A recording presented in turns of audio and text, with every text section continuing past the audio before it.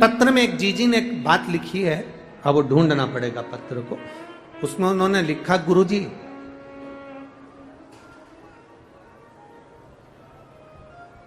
मान लो हम जल चढ़ाते चढ़ाते 2-3 महीने हो गए और शंकर भगवान हमारी नहीं सुन रहे, तो हम जल किस दिशा में बैठकर चढ़ाएं या किस दिशा में खड़े होकर चढ़ाएं? जलाधारी कहां होती है शंकर भगवान की? जम के बोलो जरा सबको, पहले भी कथाओं में बताया। शिव जी की जो ये शंकर भगवान का शिवलिंग है, ये जलाधारी जो पानी बहने का स्थान है, पूरब पश्चिम उत्तर दक्षिण, इसमें से जलाधारी किस ओर जाती है? उत्तर की ओर। कहां जाती है? जम के बोलो जरा, उत्तर की ओर। केवल भारत की भूमि पर एक शिवलिंग ऐसा है जिसकी जलाधारी दक्षिण की ओर है, वो केवल उज्जैनी के कालाधिपति महाकाल बाबा हैं, जिनकी जलाधारी दक्षिण में। बाकी के दुनिया में जितने आपको शंकर के मंदिर मिलेंगे, जितने शिवालय मिलेंगे, सबकी जलाधारी कहां पर रहेगी? जम के बोलो जरा, उत्तर में। उत्तर की ओर जलाधारी रहेगी, उत्तर में। पूरब पश्चिम में नहीं, दक्षिण में नहीं, उत्तर की ओर जलाधारी रहती है।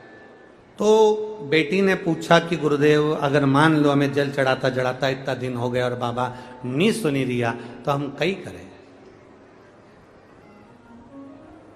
अब उसने तो, बेटी ने तो अपनी भाषा में, राजगढ़ की भाषा में लिख दिया कि हम काई करें। अब तुम बताओ।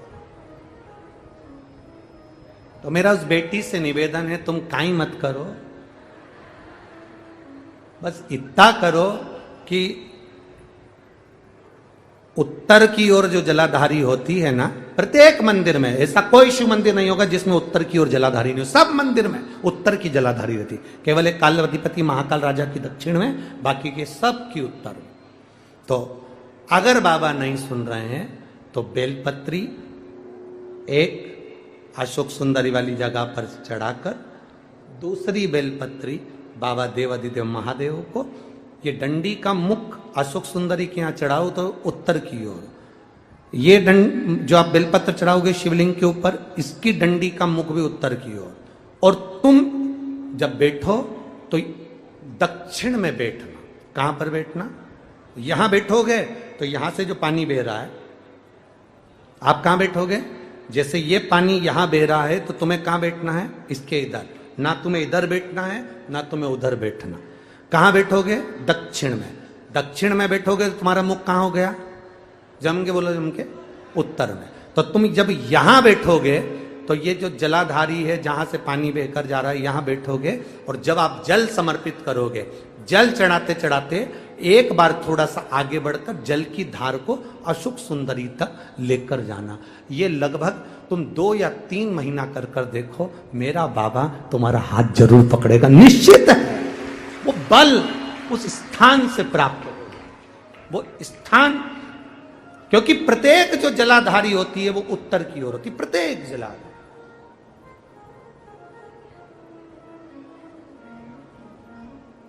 शंभो शरणे मांगू घड़ी रे, दुख काटो दया करी दर्शन। 2 बेलपत्र समर्पित करना है। बेलपत्र की डंडी कहां होना चाहिए? अशोक सुंदरी पर चढ़ाओगे वो वाली, उसकी डंडी कहां हो? उत्तर की ओर। शिवलिंग पर जो बेलपत्र चढ़ाओगे उसकी डंडी कहां हो? उत्तर की ओर। तुम कहां बैठोगे? दक्षिण में। तुम्हारा मुख कहां हो? उत्तर, अर्थात जहां से पानी बहकर जा रहा है। हम इधर बैठे तो जैसे ये जल उधर बहकर जा रहा है तो हम इधर बैठकर बाबा को जल समर्पित करें और जल चढ़ाते चढ़ाते अपने कलश को थोड़ा सा आगे बढ़ाएं, जिससे अशोक सुंदरी तक वो धार जाए और वापिस शिवलिंग पर चढ़ाकर हमारे पास वो कलश वापिस आए। ये धार का महत्व समझिए।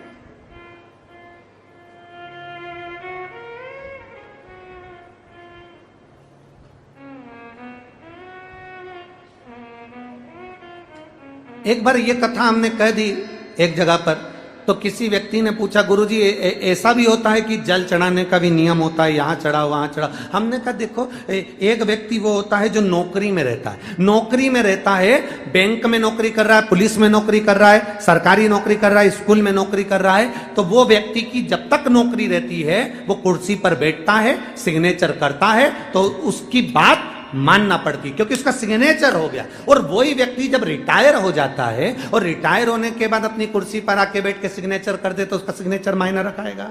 बोलो जम के। वो किसी को सस्पेंड कर दे तो बात आएगी, भले कितना बड़ा भी ऑफिसर हो, पहले तो तू रिटायर हो गया, रिटायर होने के बाद तू किसी को सस्पेंड नहीं कर सकता। कुर्सी जब तक तेरे पास है, पद जब तक तेरे पास है, तू जब तक नौकरी पर है, तेरे सिग्नेचर का मूल है। तो ऐसा हमारे यहां भी स्थान बताए गए कि यहां बैठकर जब आप सिग्नेचर करोगे, मतलब यहां बैठकर जब आप जल चढ़ाओगे, तो वो जल मेरा महादेव स्वीकार करता है और उससे तुरंत फल की प्राप्ति हो जाती है। ये सिग्नेचर।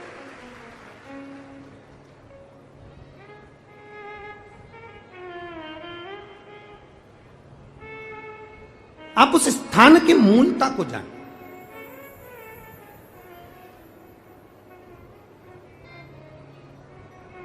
तैतीस कोटि देवता जहां से जल बहता है उत्तर की ओर, 33 कोटि देवता विराजमान होते हैं। हम कई बार जल चढ़ाते हैं, तो हमारी आदत क्या होती है, कई बार जल चढ़ाने वाले जितने लोग हैं, जैसे हमारी आदत क्या है, ये शिवलिंग है, ये जलाधारी, तो हम यहां बैठ जाते हैं।